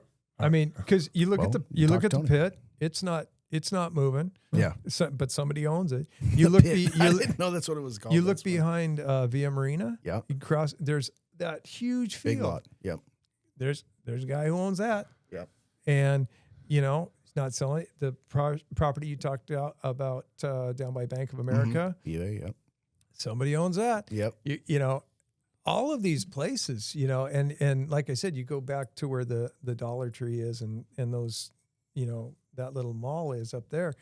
They could build up. You look at across the street where, what's in there now? Salon Michelle. Salon Michelle. That whole area. Mhm. The person who owns that property, they wouldn't even need rezoning at 35 feet. They could put 2 stories of living space on top of it. Yeah. They got yeah. the parking underneath and in Yeah, they front. do. I mean, they could They do do. all sorts of stuff there. I got a carpenter and a plumber and an electrician on standby for whatever I'm just telling you, for whatever I need. You understand? and then if somebody has industrial needs, I mean, I believe there is still property at across the street from the post office in the business park. I think there's a phase 4 available. Here's We're going to put this out and get a bunch of investors rolling in here. Here's what I wanted I have to do. people ask me about it all the time. Yeah. Yeah. Here's what I wanted to do when I first got here. When I bought my food truck, I wanted to buy a big warehouse or kind of building so I can pull my food truck in with a big commercial kitchen, split it off and put a dining area so I can feed the homeless. But at the same time, I can cook. I got to have a kitchen for my truck. Be your own commissary, Be basically. my own commissary, which I am with Creole Soul right now. Yeah. In the wintertime, it's tough here, I've walked in snow, slipped in ice, trying to load that food truck up, in that cold weather. But I get the job done. But that was my goal from the beginning, to find a big, wide open building, build a commercial kitchen. The food truck can actually be pulled on the inside. Yeah. There was a place in Arizona that we went to called, it was in downtown Phoenix called DeSoto's. Remember the old DeSoto cars? Yeah. Yeah. So this was an old DeSoto mechanic shop. Oh, cool. Yeah. It had all the original pictures of the DeSotos and stuff in there. And somebody bought it and did almost exactly what you're talking about. It literally still had oil on the floor. I mean, they cleaned it and kind of sealed it or whatever, but it was like a mechanic shop. And they turned it into an area. I think it had like 2 restaurants in it, like one downstairs and one upstairs. And it had one of those massive bay doors that you could open. Yeah. See, Building Only you're in thing they right were now. missing is pulling the food truck in and having it in there, which then you could even open the food truck up and serve out of it The too. building you're in right now Yeah. is a mechanic shop. Oh, really? Yeah. Yeah, It sure it was- was. This building? Yeah. Yeah. I didn't know that. Right below. Stockdale and Butler, Texaco. Okay. Man, they had pumps. They were cool. They were so old that when gas crossed $1 a gallon, Mhm. they would have to put the prices on by the half gallon. Oh, really? or by the quarter. Yeah. Yeah. I mean, They weren't like the gravity fed pumps, were they? I don't know. Those are cool, man. You know, and then so downstairs where Creole Soul is, that's where they rebuilt engines and transmissions. Okay. And then upstairs there were car lifts in there. Okay, cool. And that's why when it first opened, when Gene Butler retired, because Mr. Stockdale retired, and then Gene took it over, and Gene was a car whisperer. Mm. Yeah, he was one of those guys, you know, he always had an unlit cigar in his mouth, you know, it was just my kind of guy. he was just one heck of a character. Yeah. And, you know, but I would come down here. Man, I miss those guys. I would come down here with a car and he'd go, oh, let me take a look.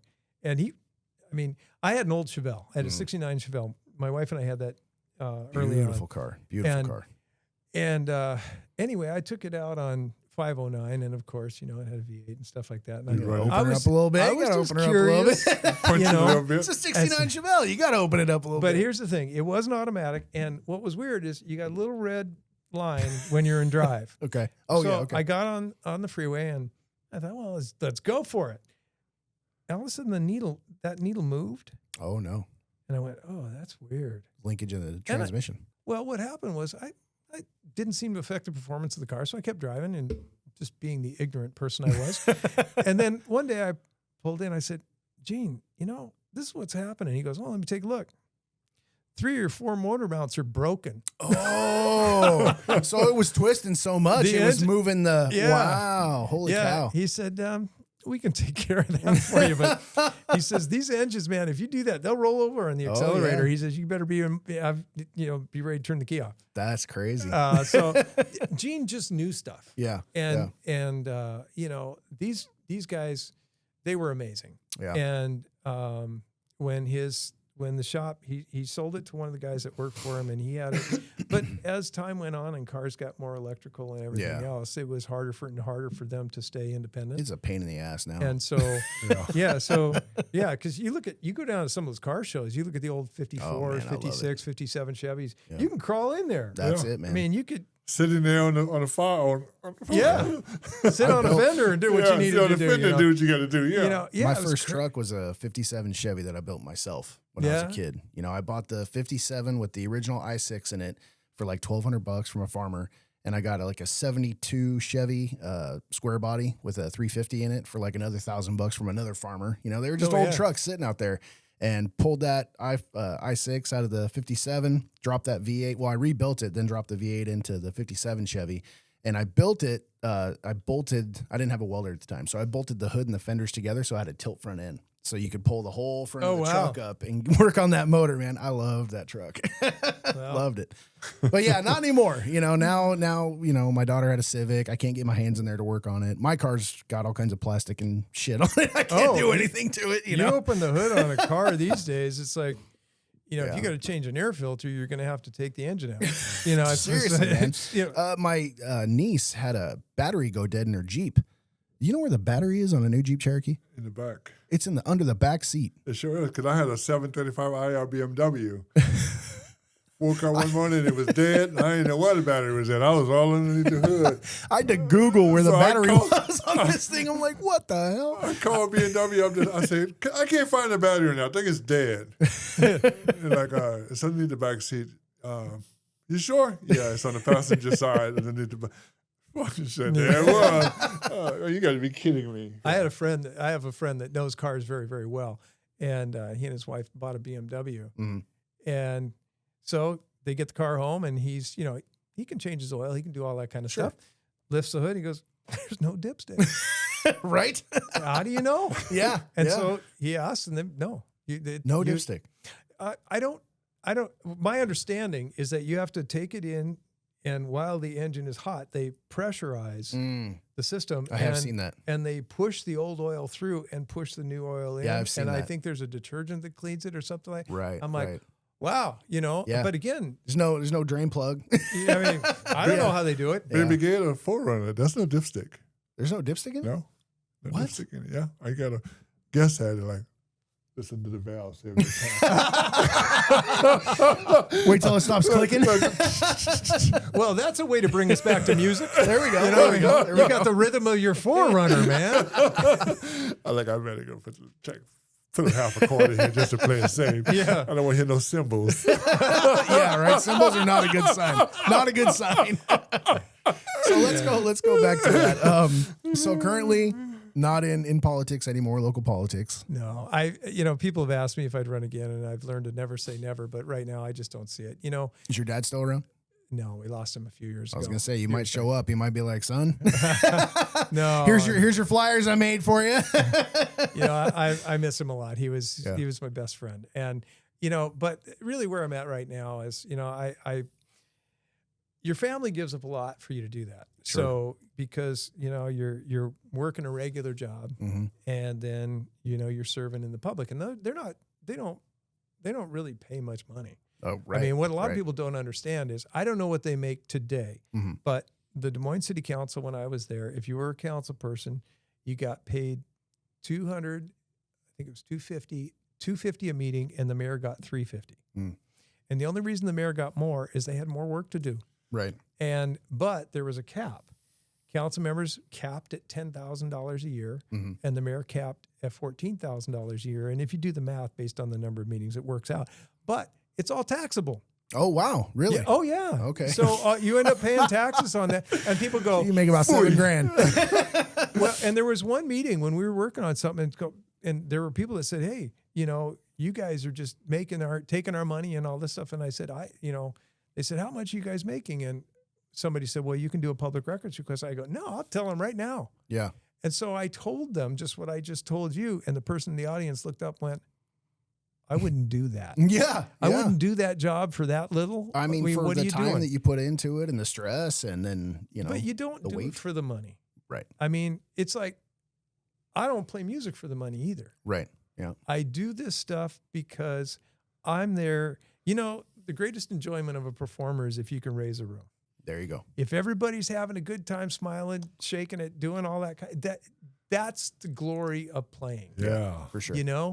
And I know it's that way for stand-up comedy and everything else. Mhm. It's about entertaining people. Yep. You know, 100%. now granted, there's the different side to it when you record and things like that. Mhm. But that's just different. And I think, when you can do council work that, makes something better for the community, especially because, like I said, government's slow. But when things are good and Mhm. things are happening, because I remember when I first got on, there were a lot of vacancies, which was really a sign of the times, more on economics than anything else. But when we started bringing back businesses and everything else, and again, Hampton, that's, you came in, everybody's like, this is awesome. So so really where I'm at, I mean, my wife and son gave up a lot of my time Sure. because, I was helping out the city. Yeah. And so that's where you get to the point and you just go, people have said, well, there's always going to be, what about this project? What about that project? There's always going to be the projects. next project. Always new projects. And I yep. didn't have to own this, and I didn't get into it because I've never viewed myself as a politician. I mean, how many politicians they're going to strap on a guitar on the weekends and go play Right. rock and roll? Well, hey, in my opinion, that's the best you know, kind of politician. So. and the thing about it, what I would have liked to have done more. Now, I had the good fortune of bringing the Randy Hansen experience to the auditorium, and we played a show there. And Nice. I would have liked to have brought more larger performances to the auditorium, Mhm. and to the just to keep things going, because we could do it year round. Yeah. Well, hey, we got the theater coming, hopefully soon. Well, we have the theater. Yep. Yeah, I think it will be online soon. Yep. And then you got the auditorium. So if the theater, Highline College has theaters. The Yeah. Masonic Home has that big, auditorium and theater. Yeah. This place could be hopping all the time. We could be the music mecca of the Northwest. That would be cool. That's what know. you'd like to see for Des Moines? Oh, I absolutely would. I love it. I think that'd be awesome. I hope I Because win the lottery. You can't win if you don't play, bro. I'll play. Hampton, it may take more than what you win in the lottery to do That's something true. like this. Yeah. But the thing is, there's folks that in the North, there's a lot of money here in the Northwest, as we all know. Oh, yeah, for sure. But this is one of the best kept secrets that the Northwest has. I agree. People just have to, they have to see that kind of vision and its potential and want to be part of it. I agree. But everybody's afraid to be part of something. Everybody's afraid to pull the trigger. Everybody says look, you and I both know all too well. People want they want other people to know when they helped do something, when they were a part of something, right? Yeah. You know how many people told me it's better to have a friend that has a boat than have a boat. You know what I mean? No, totally. It kind of goes back to that. You know, It's like I have none of the risk in, but I helped. I was there. We caught a big fish that day. His boat, but I was there. I was there. Yeah, his boat, my line. He reeled it in. Yeah, exactly. They cleaned it. Yeah. But I took a picture with it. Here it is. Exactly. So, There are a lot of those out there. Yeah, there is a lot of those out there. I mean, so I just think, I think the future for this town and this community is still yet to fully unearth. Yeah. And I'm, my wife and I have chose to stay here. Yeah. We've chosen to do that because, well, we both grew up here. I met her in junior high up at Pacific, and we both graduated from. Our son went through the same school. That's cool. Schools. Very cool. I'm proud of the place. I'm proud of the people that are here. Yeah. I just think, we're a little like a family. If you've been here for a while, Starting they'll to learn talk that. about they'll talk Starting to about learn the pit. You go to 252nd, there's a big hill there. Mm-hmm. If you know who lived here, because they'll call it Big Sioux. Okay. Okay. Otherwise, at 252nd. Right. Yeah, You're not from around here. I mean, look at the front of this thing. Yeah. It says Des Moines. People say, well, why don't you say Des Moines? Yeah. Well, because it's not Des Moines. It's not a grammar issue. Here. Right. We know that's Des Moines. Yeah. That's not the point. There's Des Moines, Iowa, and we were founded by people from Des Moines, Iowa. Right. When you're talking about Des Moines and Des Moines, that's how you differentiate it. And I learned that on this podcast, actually. And the locals call it Des Moines. Yep. And that's when we're putting the podcast out, it's funny because we've had comments of like, you guys don't know how to say this right. And I'm like, no, we're saying it right. Yeah, you don't understand the culture. Exactly. It's like when you're paying the bill. Where you live? I live in Des Moines. You live in Iowa? No. I've had a lot of people say that's Des Moines. Yeah. No, I said there's an S on the end of it for a reason. Yeah, and so people say, well, when you say that S, why don't you say that S? Because it's dumb. That's just not how. Yeah, that's That's stupid. doesn't No one wants to sound say Des Moines. That just sounds stupid. There's a lot of what's the word I'm looking for? The letter is silent. Yeah. It's a lot of words, Yeah, it is. So anyway, but Awesome. I think the best is yet to come. Yeah. I think what we really have to do is get some good people that are willing, because you can't put the burden on the same people all the time. And I will say that, like we just lost Anna and BJ Bjornaby. They were royalty in this city. Yeah. Anna helped bring the parades into the town and show us how to do it and how to partner with Seafair. Yeah. BJ Bjornaby was a car guy, and they used to bring in car shows and everything. And their whole family, I mean, their kids still have Murray's Car Star up on Pack Highway. But those folks, it was people like that saw the vision of, let's bring the community out. Let's do these things. Let's have fun. And, I refer to them affectionately as the old guard. Yeah. No, that's good. And I realize that I'm becoming part of that, by the way. So happens fast, huh? It does, and it's not very forgiving. But I will say that Keep playing that guitar, man. Keep playing that guitar. You know what? I don't know if this is true, but I always heard that John Lee Hooker died on the road, and that's the way a musician does it. There you go. Anyway, there you go. But for me, I don't really go on the road. It'll be a local venue. It'll be all right. Be down the street. Hampton, I'll try not to drop here, okay? Yeah, don't drop here. But, it's all about, people just coming together and making it happen and being willing to get out and, say hi. It's always, when I walk around the town, I still have people say hi to me and call me Mayor Matt. Okay. And because I never, people would say, hi, Mayor, and I'm just, call me Matt. Yeah. And so they always say, okay, Mayor Matt. Mayor Yeah, Matt. that's fine. And you know what? It's fine. I know I'm not there and I'm not holding that position. And it's just a term of endearment at this point. Sure. But well, you have a little bit of a legacy here, which is good. So good or bad, no matter how many people you made happy, I guarantee there's some that just weren't. Yeah. So that goes with everything though, man. Yeah, it's just with the way everything. it works. Yeah. But I love seeing people. I probably am not out as much as I used to be, but again, like I said, my wife gave up a lot for me to do that. So every time I get a chance, because I am a retiree from Alaska Airlines, every time I get a chance to get on an airplane and take her someplace sunny or whatever, we do that. But I see you places though. I see you come into Creole. I see you down at quarterdeck. I see you around. You're, Oh, yeah, you're getting out there. You're supporting. We do. You're here on the podcast I like to today. get on the plane and go somewhere too, but I can't. So Yeah, well, Not yet, bro. Almost. well,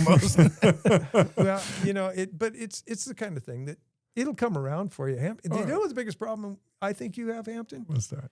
You're the only guy that cooks this stuff. Yeah, that's true. You That is true. got to train somebody. Well, I got this guy on my left over here. You know, I'm telling you, your catfish with red beans and rice is to die for. well, thank you. That is right. that is one of You my. heard it here from Mayor Matt. His funny part was when I first met Hampton, it was through the food truck. Yeah. He didn't open it. We were down at the market. My wife was on the market board, and she was working down there. And being in office, I would go down there and try and meet people every weekend and so forth and say hello. Right. And anyway, so we'd always try and get something to eat from the food truck. And then I saw he had catfish. Catfish and fries. No, that doesn't seem like what I remember of New Orleans. Right. So I said, well, can he do catfish with red beans and rice? And the first time he goes, yeah, so I'll do it for him. Sounds just like him. Yeah. Sounds just like him. So then, yeah, I'll do it for you. then when I come back, he'd look and go, okay. and then he opens up the restaurant. Yeah. And then I come in and it's like, I got to see it. But then the other thing is, then he had to mess with my palate and come up with these shrimp po' boys. No, the shrimp po' boys are. Those. Yeah. Man. Oh, yeah. So, because arguably, I mean, New Orleans is one of the food capitals of the world. Oh, yeah. Well, And- I've said it before. I've never been, not super familiar, but I love Ham's food. When you're down there, it's great food, great drinks, and Yeah. you don't have to look very hard for a party. Yeah, that's what I hear. That's what I hear. We're gonna go. We've talked about it. We've been busy, but we're gonna go. He's gonna take me, show me all the spots. So Early on, we had to do a podcast from there, man. Yeah, we should. one of the first times I went down there was a guy sitting on the sidewalk, and you know how they have wine glasses that are made from crystal, and you put water in them, and you can roll. Play the crystal. There was a guy. He was sitting there, and he's really long fingers, and he had this box, and it was velvet lined, but he had all these glasses in there, and he was playing songs, doing this. And of course, being the smart aleck, I have to apologize. I'm going to say I wasn't 30 yet. Anyway, Right. So being the smart aleck person I said, hey, how about some Led Zeppelin? The guy, without even blinking, Really? looks up at me and starts playing Stairway to Heaven. And I went, No oh, man. kidding. So that cost me money. Yeah. You got to pay him at that point. If you open your mouth and they go, oh yeah, I know guys like you. You're not Gotcha. the first one. You better put some money in there. You better put some money down. That's for sure. That's for sure. And that's the one thing I always told my son. I said, if you're walking down the street and somebody's just sitting there, they're just busking and they're playing, and you're not into what they're doing, you walk on by, that's fine. But if you stop, even if you stop for a minute, Yep. and they entertain To enjoy it, listen to it at you all. put money in their case. That's or it. do That's it. fair. Because that's what they do. That's what they're doing. A lot of talent down there, man, with music. When it comes to my music, God. so much talent. I didn't get any of it in my fingers. Yeah. Well, yeah, but you played hoop. Yeah, I played hoop, but I would love to play some keys. Been working on it. Well, you were working on I it. was working on it, but We even built you a stage to practice on. yeah. You got to be all bougie. So anyway, but yeah, red beans and rice and catfish, probably the hottest item on It's the menu. probably one of the biggest sellers. Yeah. Either one of them, by itself or combo. It doesn't matter how you get it. Oh, you got to have the combo. It's just too. And then what? I know you call it Creole sauce, but Yeah, it does. I call Soul it your sauce. voodoo sauce. Yeah. I mean, Soul sauce. oh, that stuff. Hey, and I got a personal bitch right now. And I know you're going to appreciate this. Oh, is he out of sauce? No. That sauce is made. Hemp makes the sauce. He makes it, he puts his ingredients in it. It is handmade. He's not ordering it, bringing it in. He puts it on the dishes. How much of that sauce comes back? A lot of it comes back. Are you kidding me? To where I want to stop making it, to be honest with you. I mean, they dip and they like it, but maybe you're just putting too much. I'm putting too much. Maybe I think that's I'm what putting it is. too much. Because people love it. They ask for the soul sauce. Yeah. But then they say, and here's what happens too. You'll put some on the little, because the plate you have has a the ramekin ramekin, spot yeah, for the sauce, and then they'll go, "Can we get more?" And Yeah, so we see. give them more, and then throw away. I'm throw away charging the them for the extra soul more. sauce. You know what? It's probably wasteful, but I think it'll save you in the long run. In the beginning, you used to do these little plastic I cups. still do them. You still do them? Got them. Yeah. I would just, if they want it, here's one. If they want more, parse it out. here's more. I mean, it's good stuff. It's You my know, favorite stuff. Because if you put that stuff in the squeeze bottle, people just go, Right, and then, right, Then yep. before you know it, you're refilling the squeeze bottles. Yeah, it's exactly right. So But So man, just a personal thing. I've been helping out around the restaurant, and I'm like, son of a bitch. that's a crime, right? You know what? If they send it back, I think you charge them more. There you go. I think if they want a second helping, I think we charge them. Yeah, I mean, I don't. Wow. It's gotten to the point now where you go get a burrito and they're like, "You want hot sauce?" They're like, "Yeah, like 25 cents." Like, wait, what? Hot sauce doesn't come with the burrito? Oh, that's Maybe that's where you got to go, I man. saw Maybe that's where you something that gotta was go. amazing yesterday. I was in the dollar store, and there was a elderly woman, and she bought a broom. The handle didn't come with the broom. The what? The handle. The handle for the broom didn't come with the No, broom. she had So to buy them separately. What? I thought you were going to say the dustpan, You but know- the handle. because you know I think that's ridiculous. By the way, Yeah. I mean that's like serving food With a and fork. not giving them a fork. Yeah, you get it. You know, I mean it's like, but And I made a comment to her. I said, "So you buying this broom and you got to buy the handle with it too?" She just giggled and she like, "Yeah." I like, I'll you put know it what back. I think? Yeah. What's probably happening is that they used to be the dollar store. Now they're the $1.25, 29 something, $1.50 $1.25, or something. yeah. And now that broom is probably a $2.50 broom, and they can't sell it for $1.25. So right. they gotta break it in half and then give them both half. She had two pieces on the counter and That she is went right. scoot, scoot. That's And funny. And I was like, But Hampton, I think that's part of the deal. I mean, I don't think there's anything as $1 anymore. No, that's You know, Costco's hot dogs. I don't know They- how they you do know, it. I don't know how actually- they do it. no, they went up. Well, they've No, always they're been a $1.50. $1.50. Oh, $1.50. That's yeah, right. and, Yeah. and their chicken, their rotisserie chicken. Yeah. It's like $4.50 or $5, something like that. Yeah. But they openly admit it's a loss leader. They are not worried about making money on those. I've heard that. Yeah, they're Because not going to change it. That is an advertising thing to pull people in. It works. I And it love. works. I love a Costco hot dog. Yeah, me too. It works. Yeah. Yeah, it definitely works. So those guys, I'll tell you, Costco's another big one out here. yeah, Costco knows what they're doing. I mean, yeah. I'm one of those guys that my wife would rather go to Costco without me 100%. I am because when she goes to Costco, she can be in and out, go and get what she needs, with the precision of a ninja, Yep. and all that kind of stuff. If I go, I'm walking the aisles. I want to see what I these wanna good see. deals Yeah. are. I Not wanna only see- that, as soon as I get in there, I'm prepping for Armageddon, bro. I'm getting bags of rice. I'm getting bags of beans. I'm getting a big pack of AA and AAA batteries. You're gonna need them, No, you know. as soon as I get in there, I'm going to all the simple spots they got. And They that give me too. the- Yeah, I got to have lunch. Gonna have Yeah, lunch. that's it. Gonna Yeah. get one of those hot dogs. They gave me some coconut water one time and all that. Oh, coconut water's delicious. That's nasty shit, Dude, man. you don't. This guy doesn't like But apple it's good pie, for you. apple juice. Oh God, it's not supposed to taste good. It's she's good like, for here you. you go. I'm like, oh, okay. I just ate about 4 different samples, and like, what did you give me? She's Dude, like, you're too tall to be doing that. You just showered everybody. They went to the floor. I did get some napkins. Okay, I wasn't swallowing that shit. Oh man. Oh man. Yeah. Now tell us about the little kid that was standing Yeah, right next to exactly. you. Jeez, mister. There you go. Here's a napkin. Don't worry about it. It's gonna help you grow too. It got fertilized in it. Electrolytes. Oh my god. But it was nasty. All right.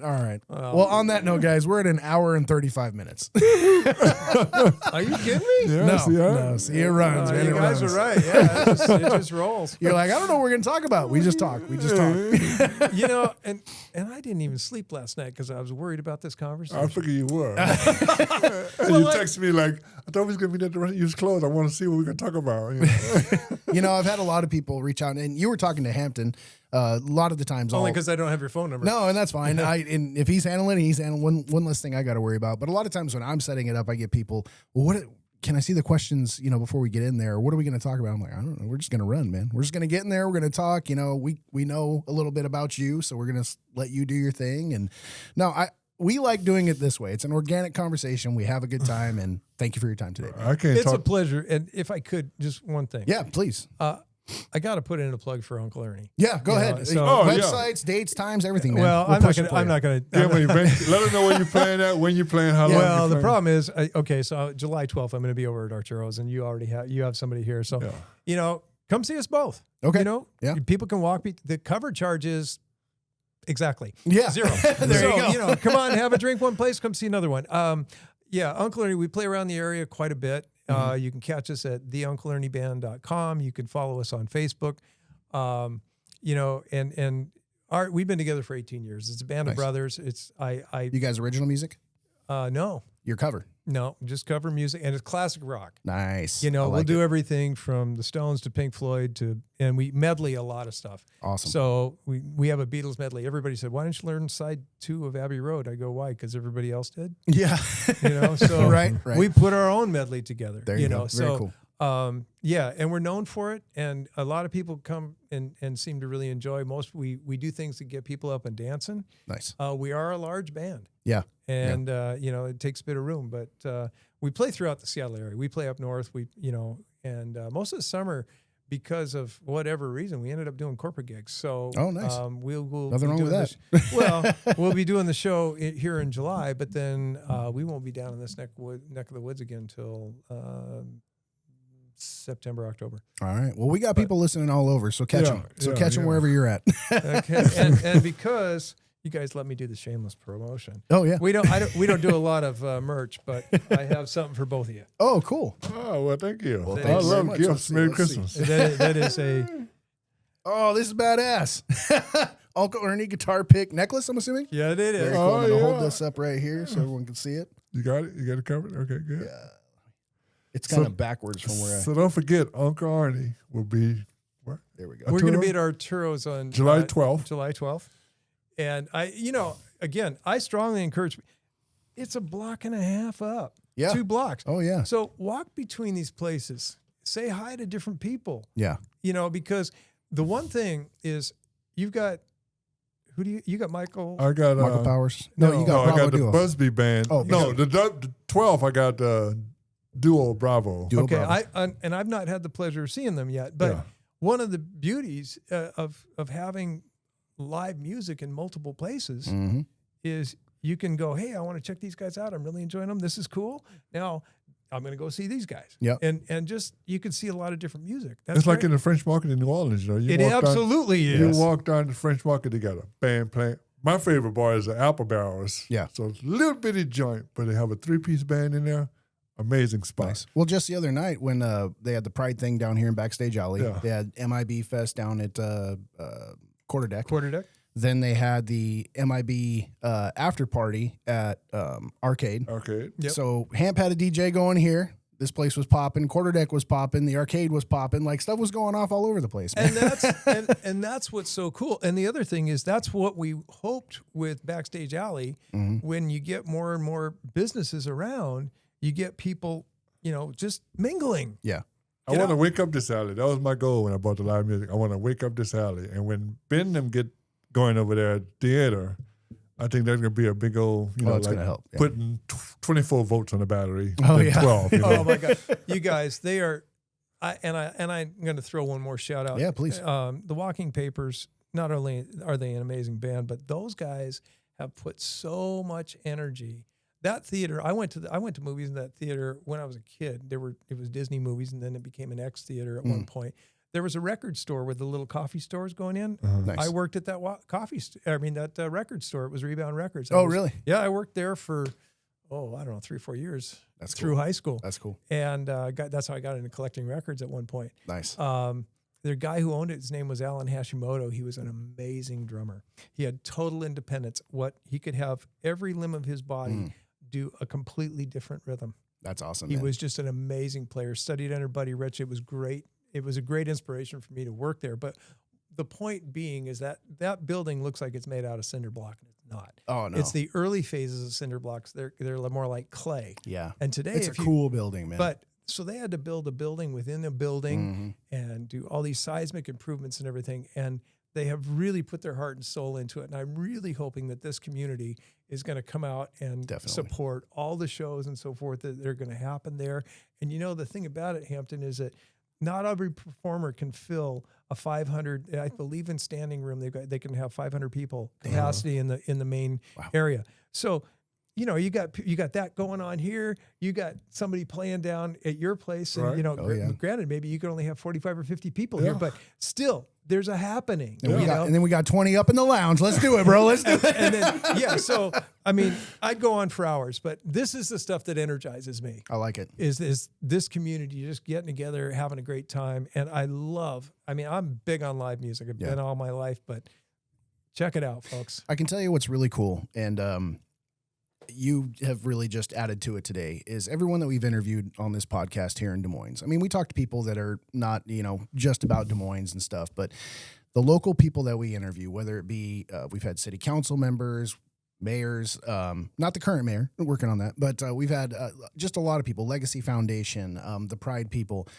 It's all positive, and everybody is very into the community here, which is good. You know, I mean, everybody's got the same vision, the same idea. They want this town to thrive. You know, they want everyone to be able to go out and have a good time, support the local businesses. And it's through and through and through. And I appreciate it. I like it here. We started the podcast to talk about here and push our stuff as well. I mean, we're being fair, right? We're talking about Creole. We're talking about the lounge. For sure. But we want to talk about everybody else too, you know? And, absolutely. And it's just been, it's been awesome to hear everybody so positive and so driven to keep Des Moines what it is and make it better. So, yeah. And I got to say, I had no idea what I was walking into. and welcome aboard. And Hampton, when I talked to you, it was like, you just do it. And, you know, and I'm like, okay, folks, but this couldn't have been a better experience. I'm glad you enjoyed it. I mean, I'm going to leave here on cloud nine. I have had a great time. And you're going to get to see Joe's going to send you all the shorts, and you have them for yourself. So yeah. So we'll put, let me know your social medias and everything. If you want anything out there, I will put all the shorts out on our social medias. If you want some of them, I can download them and kick them to you. It is getting harder and harder because the files are getting larger and larger. So we can talk about that. But yes, everything will be out and available in this entire podcast. The whole hour and a half will be on our YouTube, on our Spotify, on our iTunes, on everything. iHeartRadio. Yep, iHeartRadio, yeah. We're everywhere, man. So you're going to be everywhere. It's a privilege, guys. It awesome. really is. Thanks, Matt. Anything else before we go, Ham? No, let's take us out of here. All right, we'll play us out. Thanks again, Matt. Good talking to you, man. Joe and Hampton, lights dim, it's game time. Interview sharp, cut through like a shank line. Stick lounge, stories unfold, real and raw. From hustlers to dreamers, breaking laws with a claw. Microphone warriors, capturing life's conflicts. Sitting across legends, tales flick like black pics. Drop bars, not mics, knowledge, it rains. From the streets to the beats in every vein. Stick lounge podcast, tales heavy with the